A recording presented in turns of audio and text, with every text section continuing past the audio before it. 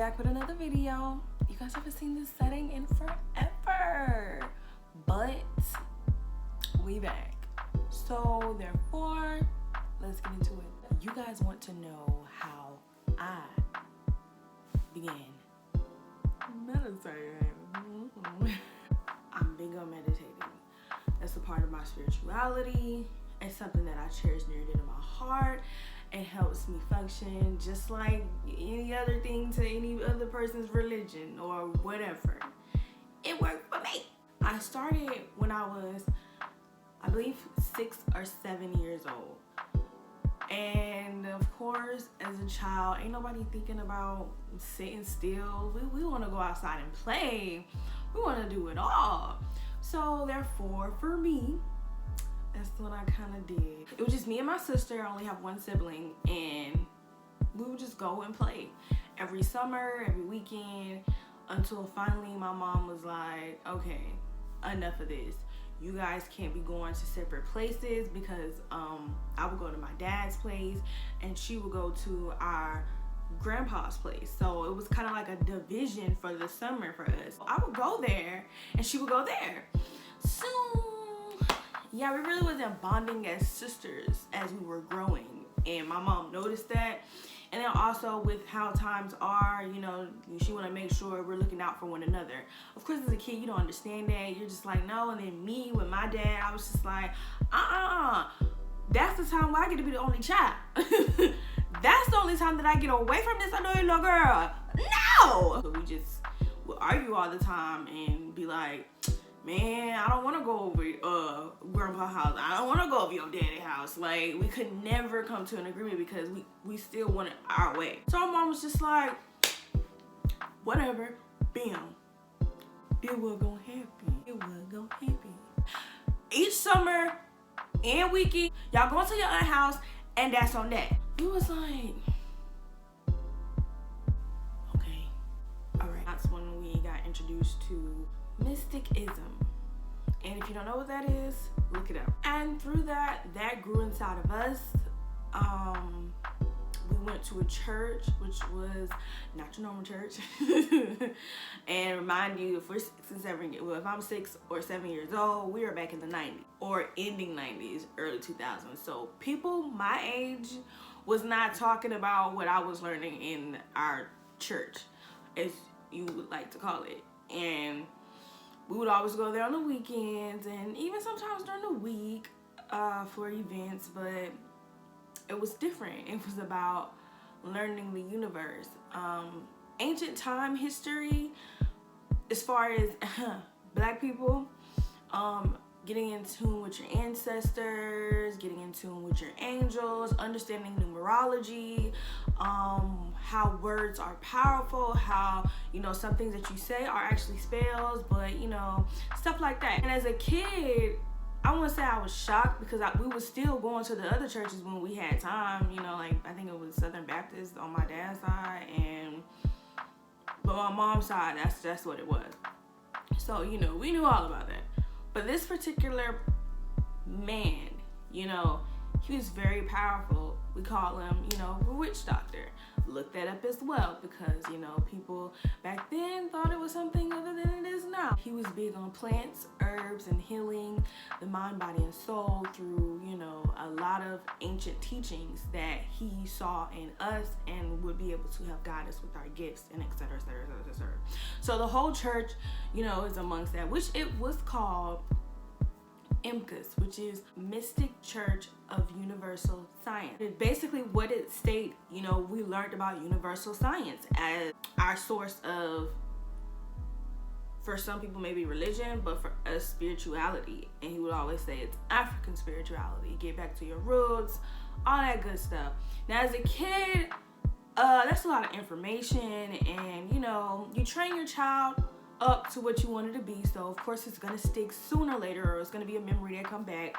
But we would go there very faithfully, and you know, we had no problems with it. It was beautiful. We learned a lot. People always prophesied over us, you know, tell us, you know, many things with their gifts. I can get into gifts in another video so people understand what I mean by gifts. In that church, we would meditate. Like, that was the ritual, like everything. And ritual is not bad, you guys. Like certain ones are, but no. So yeah, and we would meditate, and he would take us like through and talk to us through and guide us, teach us about chakras, teach us about the elements of the earth, everything and how they align with us, like the stars, the planets, all of that. Universal science and how it pertains to how you eat, sleep, breathe, walk, you know, how you are in the spirit and how you can manifest many things through meditation and etc, etc, etc. That is what I grew up in. So we had a routine at my aunt's house outside of church as well, which was we would sit there and meditate in the morning when we wake up. Of course, brush your teeth, wash your face, meditate. Then go downstairs to eat breakfast. And if you didn't eat breakfast, and if you went and ate breakfast before, you was going to meditate after. Don't play auntie house. So that became a thing, and we would always meditate at night. Now, I've been doing it for so long that it's been embedded in me, but one thing I can say as a kid when I was meditating, we wouldn't do long periods because, of course, we're children. Like, we have to gradually get to it, and that's why I tell people today, like, don't sweat. Even though I was a child, I still had to start at 5-6 minutes before I can get to 30 minutes, 20 minutes, an hour, 15, 10, etc. No, don't beat yourself up if you feel like you only meditated for 3 minutes. That's still something. You're giving your mind peace. Then finally, as time went by, we was like, all right, cool. Oh, snap, it's working. And when I say working, I mean by like, as children, you don't know what trauma is going into your life and what you're actually exuding outside. So instead of always going in time out, no, go meditate. Where you're gonna sit there and reflect as well as breathe, calm down, understand. So we were taught a lot about meditation, like I said, with the murdas, which is the hands that I was doing in the last meditation video, the chakras, how it aligns, burning certain incense, listening to music. I know before we would have nap time at my aunt's house, as well as she owned a daycare, so she would make her daycare kids do it too, which was cute. But if it was just us, it was us doing the meditating before nap time.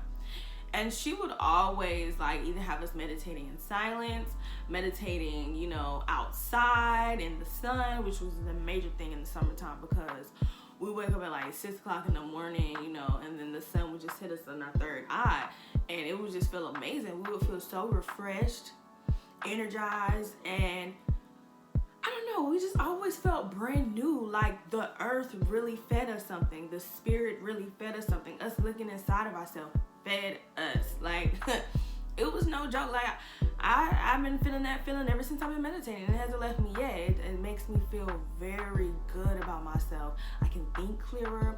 I even want to make more right decisions as far as for my mental health, spiritual health, and, you know, physical health. Yeah, it helps you want to stay more aligned. Get it aligned. The sugar. At nap time, like I said, she would want us to, you know, meditate to Beethoven. We would even go to sleep to Beethoven. Like, oh.